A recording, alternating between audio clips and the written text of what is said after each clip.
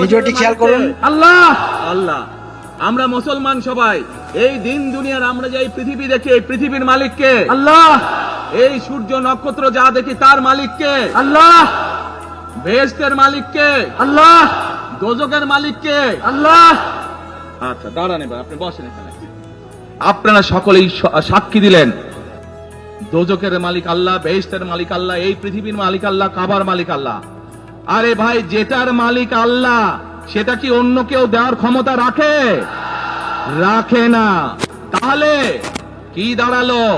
নির্বাচনের আগেই একটি দল এই দিব ওই দিব বলছে, টিকিট দিব বলছে না? যেটার মালিক মানুষ না সেইটার কথা যদি সে বলে, এক শিরকি করা হচ্ছে, হচ্ছে না? যার মালিক আল্লাহ, যার অধিকার শুধু আল্লাহর একমাত্র, সবকিছুর অধিকার উপরে আল্লাহর অধিকার।